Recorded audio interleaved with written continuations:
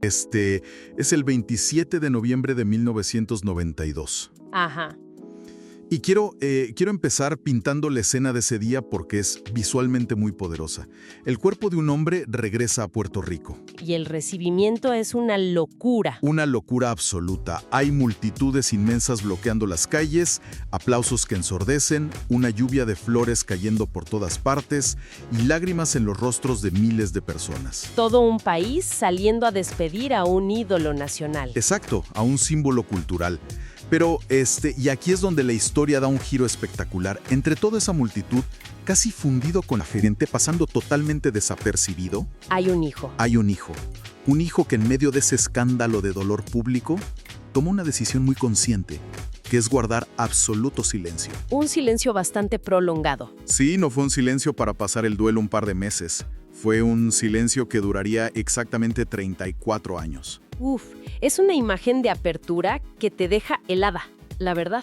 Totalmente. Ese contraste tan marcado entre el ruido abrumador de la adoración pública, o sea, casi asfixiante, y el silencio absoluto del dolor privado, es el tipo de momento que te confirma que la historia oficial es apenas la punta del iceberg. Siempre. Siempre hay un universo entero debajo del agua que nadie quiere mirar. Y que suele ser el más complejo. Pues justo hacia allá va nuestra exploración a fondo de hoy. Vamos a sumergirnos en la vida de Daniel Santos. El legendario cantante de boleros. Y guarachas, claro. Para cualquiera de quienes nos escuchan que conozca la música tropical, su voz es inconfundible. O sea, definió toda una era en América Latina. Marcó a generaciones enteras. Sí. Y para armar este análisis nos estamos basando en un material muy fascinante. Son extractos de un documental de YouTube del canal Fama Kids. El título es larguísimo, ¿no? Sí, es un título larguísimo pero directo. Se llama Daniel Santos murió hace 34 años, ahora su hijo rompió su silencio. Muy descriptivo. Y bueno, quiero poner las cartas sobre la mesa desde ya. La misión de esta plática no es destruir a un ídolo. No estamos aquí para cancelar a nadie. Exacto. El objetivo es intentar entender esa brecha inmensa que existe entre la leyenda pública, el mito que todos cantan, y el nombre privado que cerraba la puerta de su casa. Es un enfoque muy necesario, porque tenemos esta tendencia casi automática a querer meter a las figuras públicas en cajas súper simples. O son héroes o son villanos. Exactamente. O son héroes impecables dignos de estatuas de bronce, o son villanos absolutos a los que hay que borrar de la historia. Pero pues la realidad humana es terca. Siempre. Siempre está llena de matices, de sombras, de luces que chocan. La genialidad desbordante en un escenario, casi como regla, convive con una profunda torpeza para manejar las cosas básicas de la vida íntima. Y la historia de Daniel Santos es el ejemplo perfecto de esa dualidad. Llevada al extremo. Bueno, vamos a desempacar esto por partes. Porque para entender al ídolo que llenaba estadios, tenemos que retroceder hasta mucho antes de que existiera el mito. A los orígenes. Nos vamos al 5 de febrero de 1916 en Santurce, Puerto Rico. Viendo el contexto histórico y los detalles de las fuentes, el panorama era crudísimo. Cero privilegios. Cero. Hablamos de una pobreza extrema, calles de tierra, el ruido de los mercados populares y una inestabilidad brutal. Si no trabajabas, no comías. Así de simple. Y ese entorno, ojo, no es solo un dato biográfico de relleno. No, claro que no. Es el molde absoluto de su psicología. La pobreza, especialmente cuando te golpea en la infancia con esa crudeza, no solo te deja el estómago vacío, te reconfigura el cerebro. Totalmente. Te cambia la forma de ver el mundo. En el caso de Santos, esa carencia física se transformó en lo que desde la psicología catalogamos como un hambre de reconocimiento. Un hambre insaciable. Exacto. Creció viendo a su gente romperse la espalda nada más para sobrevivir al día siguiente. Y eso no te hace dócil. Generó en él un resentimiento muy profundo hacia las estructuras que marginaban a los suyos. Y se notaba en su actitud, ¿no? Claro, no era un niño que se quedara callado. Desarrolló una personalidad impulsiva, contestataria. Era alguien incapaz de agachar la cabeza ante lo que percibía como una injusticia. Ahora, entiendo el resentimiento, pero muchos artistas nacen en barrios igual de duros y no terminan con ese nivel de rebeldía casi destructiva. Sí, la de él era especial. Algunos vecinos lo recordaban con una mirada siempre desafiante, siempre buscando problemas. Y esa misma energía explosiva es la que lo empuja a largarse a Nueva York siendo todavía un muchacho. buscando salir de ahí a como diera lugar. Buscando cualquier oportunidad.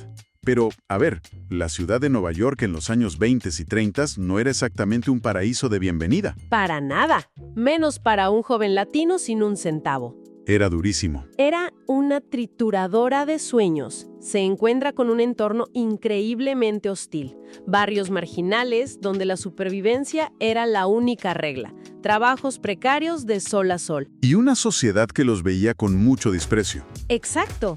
Era el caldo de cultivo perfecto para que alguien con su temperamento terminara muy, muy mal. Pero es ahí, en medio de ese cemento y de esa frialdad, donde descubre una válvula de escape. Su boleto de salida. Su boleto. No iba a ser la fuerza física, no iban a ser los estudios, iba a ser su voz. ¡Y qué locura de voz! Hay un punto que me vuela la cabeza cuando escuchas sus primeras grabaciones. No suena como alguien que pasó años en un conservatorio practicando escalas. No, cero técnica clásica. No hay una técnica pulida, es un sonido rasposo, callejero. Es que su magnetismo radicaba exactamente en eso. Era emoción cruda, sin ningún filtro. Muy visceral. Por un lado, tenía esta dulzura impresionante para frasear el bolero. Sí, te derretía. Pero por el otro, la voz arrastraba un desafío constante. Te estaba cantando al oído, pero a la vez parecía que te estaba retando a una pelea. Esa descripción es perfecta. Y esa dualidad vocal era el reflejo de su día a día. Usaba la provocación como un escudo para ocultar su fragilidad. Como muchos artistas, que se esconden detrás de un personaje inalcanzable. Pero para Daniel, la máscara era ser el más rebelde. Burlarse de las normas, confrontar a la autoridad en todo momento. Y claro, jugar en ese límite le trajo problemas menores con la ley desde muy joven.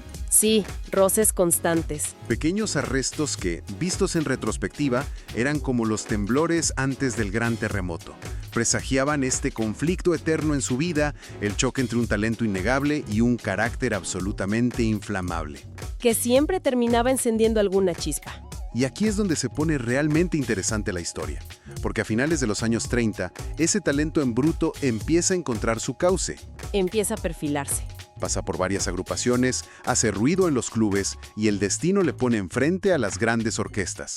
El trancazo definitivo llega cuando se une a la icónica Sonora Matancera. Uf, palabras mayores. Y no exagero al decir que esa alianza cambió su destino y reescribió la historia de la música caribeña.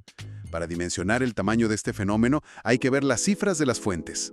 Son abrumadoras. Grabó más de 200 canciones. Boleros, guarachas, no paraba.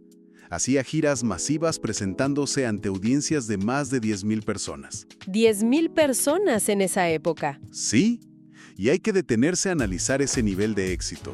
Fue venerado en Cuba, en Colombia, en México. En Puerto Rico, obvio. Por supuesto, y en una era sin redes sociales. Lo fascinante aquí es el contexto tecnológico, si lo quieres ver así. No había plataformas de streaming.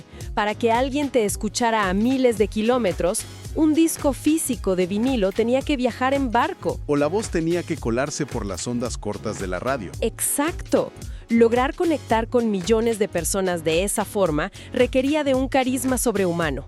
Era la banda sonora de toda una generación. Sin duda. Pero aquí entra la disonancia que explora el análisis. Mientras la prensa lo adoraba y lo bautizaba como el inquieto anacoberro. Pausa ahí porque el apodo es clave. Sí, a ver, explícalo. Cuando le decían al anacuero, estaban usando una jerga cubana muy específica. Un anacubero era alguien de la vida bohemia, un tipo salvaje, fiestero. Alguien de la noche. Casi diabólico en su forma de vivir la noche. Era un halago a su espíritu indomable. Claro, la prensa celebraba el personaje desmadroso. Pero detrás de ese apodo, la vida personal de Santos se estaba agrietando. Se estaba creando un abismo entre la imagen pública y su vida real. La clásica doble vida del ídolo. Pero muy extrema. Por un lado, una elegancia total. Trajes impecables, cantando al amor. Pero fuera del escenario vivía con una intensidad desbordada. Consumo implacable de alcohol, noches larguísimas, amistades interesadas. Múltiples matrimonios y varios hijos por ahí. Vivía con el acelerador a fondo. Y eso nos lleva a analizar la tensión entre su autenticidad y su autodestrucción. Piensa en temas como perdón o despedida. Clásicos absolutos. Cuando los interpreta, transmite una verdad nacida de una herida real. Y la gran pregunta es, ¿cuánto de su dolor era actuación y cuánto era experiencia vivida? Yo creo que mucho era vivido. Su rebeldía, que al principio era su mayor atractivo, comenzó a ser un arma de doble filo. Lo llevaba a enfrentamientos a gritos con periodistas, peleas con empresarios. Y hasta se metía en temas políticos, como defender la independencia de Puerto Rico sin importarle las consecuencias, lo cual vale la pena aclarar para quienes nos escuchan. Nosotros solo mencionamos como un hecho histórico de su vida, sin tomar ninguna postura al respecto. Exactamente. Solo reportamos lo que dicen las fuentes sobre su carácter combativo. Era un hombre que caminaba sobre una cuerda floja sin red. Pero hasta la cuerda más resistente termina cediendo. Llegamos a los años 70 y 80. La industria musical cambia, surgen nuevos rostros, nuevos ritmos. La sala dura, por ejemplo. Sí, y de repente, Santos ya no es el centro de atención. Mantiene el respeto, pero el furor masivo baja. Si conectamos esto con el panorama general, reflexiona sobre lo que ocurre cuando alguien construye toda su autoestima sobre la adoración masiva. El descenso de popularidad no fue solo un golpe profesional. Fue un golpe existencial. Fue un vacío terrible. Darse cuenta de que el mundo empezó a girar a un ritmo que ya no le pertenece es alienante. Y el desgaste se notó en lo físico. Las parrandas cobraron factura. La voz se volvió áspera, frágil, pero él se negaba a retirarse. Subía al escenario por pura terquedad. Y mientras tanto, en privado, las finanzas mermaban por su falta de planificación a largo plazo. Él no pensaba en el futuro. Y la brecha con su familia se ensanchaba a niveles muy tristes. Hay un detalle durísimo. Los hijos sentían que el jefe, como le decían, era más accesible para el público que para ellos mismos. Una paradoja terrible. Tenía energía para miles de extraños, pero carecía de las herramientas para sostener una charla en su propia casa. Y todo ese desgaste culmina con su muerte. Fallece el 27 de noviembre de 1992 en Florida, a los 76 años. Y regresamos al punto de partida. Las emisoras interrumpen programación. El vuelo con sus restos es un evento masivo. Pero el contraste en el funeral es lo que marca todo. Mientras Puerto Rico lloraba a un símbolo, en la familia había heridas no cerradas. Tensiones sobre el legado, un silencio ensordecedor. Entonces, ¿qué significa todo esto? Llegamos al clímax. Un hijo rompe el silencio 34 años después, no en un escándalo mediático, sino en una conversación súper medida. Una catarsis, más bien. Y la primera pregunta es obvia. ¿Por qué esperar 34 años? El documental lo explica muy bien. No fue por miedo, fue por respeto. Respeto al luto del país. Exacto. Dijo que no quería ser el hijo que empañara la memoria de un ídolo en medio del dolor de toda una nación. Habló ahora porque el tiempo cambió su perspectiva. Ya no está enojado. Ya no. Busca completar la historia, no destruirla. Hay frases demoledoras en La Fuente. Cito textual.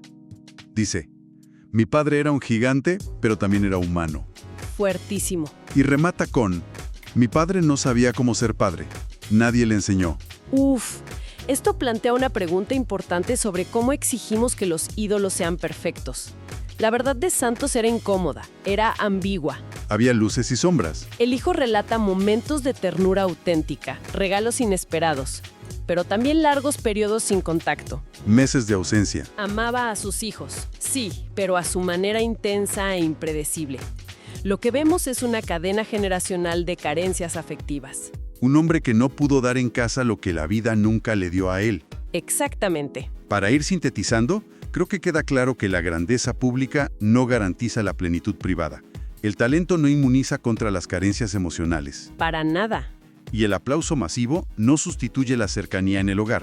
La verdadera historia de Daniel Santos no es la de un monstruo, pero tampoco la de un dios. Es la de un hombre que nunca aprendió a equilibrar el escenario con su casa. Y esto nos conecta directamente con quienes nos escuchan.